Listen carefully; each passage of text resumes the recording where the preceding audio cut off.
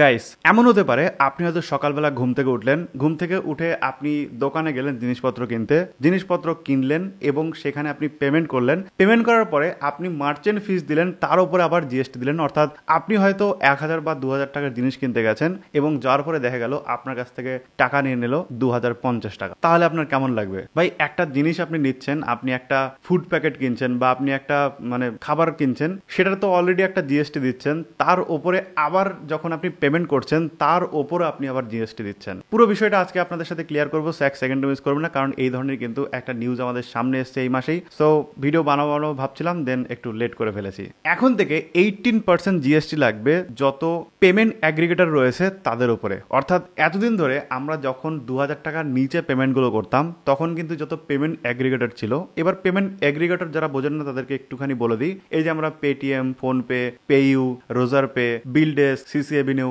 এই যে মানে পেমেন্ট গেটওয়েগুলো ইউজ করি না, এই যে লোকগুলো রয়েছে বা এই যে কোম্পানিগুলো রয়েছে, এগুলোকেই বলা হচ্ছে পেমেন্ট এগ্রিগেটর। অর্থাৎ এরা একটা মিডিল ম্যান হিসেবে কাজ করে আমাদের মধ্যে। ব্যাংক, আমি যাকে আমি পেমেন্ট করছি সে আর তার ব্যাংক এর মিডিলে, ঠিক আছে? তো কি করে, আমার ব্যাংক থেকে সে টাকা নিয়ে অন্য একজনের ব্যাংকে দিয়ে দিচ্ছে। সো এই যে সমন্বয় করে বা দালালিটা করে, সেই দালালির জন্য কিন্তু তারা একটা চার্জ করে। মোটামুটি সেটা 0.5% থেকে 2% অব্দি কিন্তু চার্জটা করে।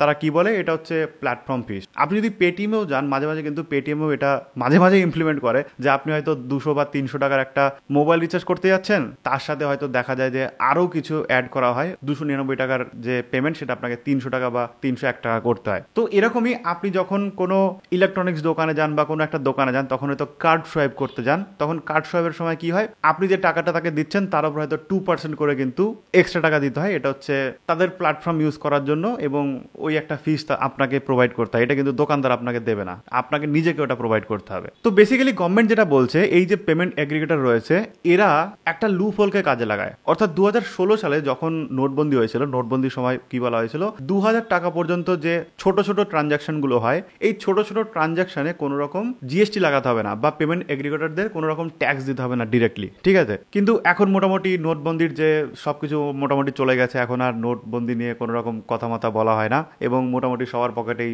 নতুন টাকা চলে এসেছে। তো তখন এই সুবিধাটা করা হয়েছিল, তার কারণ হচ্ছে মানুষ যাতে ডিরেক্ট পেমেন্ট করতে পারে অনলাইনে, এবং অফলাইনে যেহেতু মানুষের কাছে সেরকম মানে ক্যাশ টাকা ছিল না, যার জন্য অনলাইনে যাতে 2,000 টাকার নিচে যে পেমেন্টগুলো তারা ফ্রিতে করতে পারে, কোনো রকম টাকা পয়সা না দিতে হয়। কিন্তু 2,000 টাকার উপরে করলে আপনাকে কিন্তু ওই ফিস সেটা কিন্তু আপনাকে দিতেই হতো বা এখনো দিতে হয়। তো সরকার যেটা বলছে যে এই যে ফিসগুলো তারা মানে ওয়াইপ করে দিয়েছিল বা বাতিল করে দিয়েছিল, সেগুলোকে আবার ইমপ্লিমেন্ট করবে এবং এই যে পেমেন্ট এগ্রিগেটর রয়েছে এদের উপরে যে ছোট ছোট ফিসগুলো ছিল তার উপরেও কিন্তু 18% জিএসটি চাপাবে। এবার আপনি হয়তো ভাবছেন যে ভাই এটা তো কোম্পানির ব্যাপার, আমার কি, আপনার সাথে কি হবে, আপনার সাথে তো কিছু হওয়ার কথা না। কিন্তু এই জিনিসটা কিন্তু ভাবার বিষয় রয়েছে যে কোম্পানি কিন্তু কোনোদিন নিজের পকেট থেকে টাকা সরকারকে দেবে না বা ট্যাক্স কিন্তু দেবে না। কোম্পানি কি করবে, যখন আপনি 2,000 টাকার নিচে যে ট্রানজাকশন গুলো করছেন বা 2,000 টাকার ওপরেও যদি আপনি ট্রানজাকশন করেন, তারা যে মার্চেন্ট ফিসটা নিচ্ছে তার উপরে কিন্তু তাদেরকে 18% জিএসটিটা অবশ্যই দিতে হবে সরকারকে, যদি এটা ইমপ্লিমেন্ট হয়। যদিও এখন ইমপ্লিমেন্ট হয়নি, জাস্ট কথা চলছে, জাস্ট এটা সামনে এসছে, এটা নিয়ে আরো বেশি কিন্তু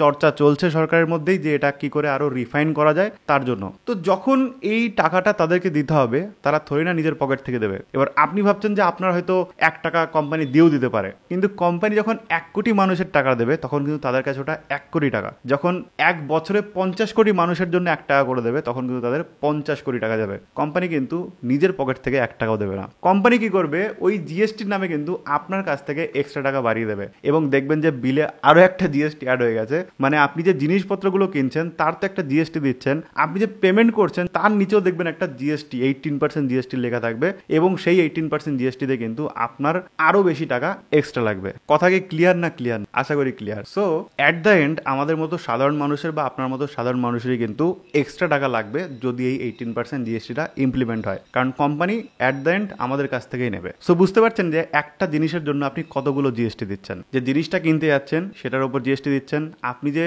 বাইকটা চালিয়ে যাচ্ছেন তার উপর জিএসটি দিচ্ছেন, পেট্রোলের জিএসটি, পেট্রোলে তো জিএসটি চলে না, যাই হোক, রোড ট্যাক্স দেবেন, তারপর আবার জিনিসটা কিনে সেটা যে পেমেন্ট করবেন তার উপর আবার ট্যাক্স দেবেন, মানে পেমেন্টের উপরও ট্যাক্স দিতে হবে আপনাকে। ওকে, এবার আসি ইউপিআই এর কথা, যে ইউপিআই এই জিনিসটা লাগু হবে কিনা। যদিও এখনো কিন্তু ইউপিআই এই জিনিসটা লাগু হয়নি বা সামনেও আশা করি হবে না। এটা ডেবিট কার্ড, ক্রেডিট কার্ডের ক্ষেত্রে কিন্তু আপনার অবশ্যই এটা লাগু হয়ে যাবে, বা এগ্রিগেটররা কিন্তু প্ল্যাটফর্ম চার্জ আমাদের কাছ থেকে নেয়, তো সেটার উপর জিএসটি দিতে হলে আপনাকে আবার দিতে হবে। এবার কথা হচ্ছে আপনি যখন মোবাইল রিচার্জ করতে যাবেন, আপনি যদি ইউপিআই দিয়েও ট্রানজাকশন করেন, তখনও কিন্তু পেটিএম বলবে যে আমরা বা আমাদের যে প্ল্যাটফর্ম ফি সেটা আমরা 1 টাকা নিচ্ছি, তার উপর কিন্তু 18% আরো জিএসটি আমাদের সরকারকে দিতে হবে, সেই টাকাও তোমাকে দিতে হবে। তো তখন কিন্তু আপনি 1 টাকার সাথে আরো যে 18 পয়সা জিএসটি সেটা সেই ইউপিআই দিয়ে পেমেন্ট করলেও কিন্তু অ্যাট দ্য এন্ড আপনাকেই দিতে হচ্ছে। সো আপনি যদি পিওরলি জিনিসটা দেখেন যে আপনাকে হয়তো পেমেন্ট করতে আপনি ভাবছেন যে আপনার বন্ধুকে আপনি পেমেন্ট করছেন বা কোনো দোকান আপনি পেমেন্ট করছেন, তখন আপনার হয়তো বা জিরোতেই হয়ে যাচ্ছে, মানে কোনো রকম এক্সট্রা টাকা লাগছে না। কিন্তু যখন আপনি কোনো মার্চেন্টের মাধ্যমে বা যখন আপনি কোনো প্ল্যাটফর্মের মাধ্যমে পেমেন্ট করবেন কোনো কিছুর জন্য, এবং তার জন্য সেই প্ল্যাটফর্ম যদি চার্জ করে, তার উপর কিন্তু অবশ্যই আপনাকে জিএসটিটা দিতে হচ্ছে। সো অ্যাট দ্য এন্ড ইউপিআইতেও কিন্তু আপনাকে এক্সট্রা চার্জ কিন্তু দিতে হচ্ছে। আপনি যতই ভাবেন যে ইউপিআই দিতে হচ্ছে না, তারপরেও কিন্তু দিতে হচ্ছে। সো এইটা হচ্ছে মেন ব্যাপার। তো এই ইমপ্লিমেন্ট হলে আমি বলবো না যে আপনার কেমন লাগবে, কারণ সবারই খারাপ লাগবে, এটা তো আমি জানি খুব ভালো মতোই। সো আর আজকে আর জিজ্ঞেস করছি না যে এই নিয়মটা আসলে আপনার কেমন লাগবে, জাস্ট আমার জানানোর কথা আমি আপনাদের জানিয়ে দিলাম। বাকিটা আপনারা কমেন্টে লিখুন যে কে কি ভাবছেন এই নতুন নিয়ম নিয়ে। যদিও কিন্তু এখনো ইমপ্লিমেন্ট হয়নি, জাস্ট কথা চলছে, এটার উপর আরো রিফাইনারি হবে, তারপরে কিন্তু এই জিনিসটা কিভাবে ইমপ্লিমেন্ট হবে সেটা কিন্তু আসবে। সো ভিডিও যদি আপনাদের ভালো লেগে থাকে সেক্ষেত্রে অবশ্যই একটা লাইক করবেন, শেয়ার করে দেবেন আপনার বন্ধুদের সাথে, যাদের বিষয়গুলো জানতে পারে, শিখতে পারে। Thank you so much video দেখার জন্য। দেখা হবে নেক্সট ভিডিওতে। টাটা।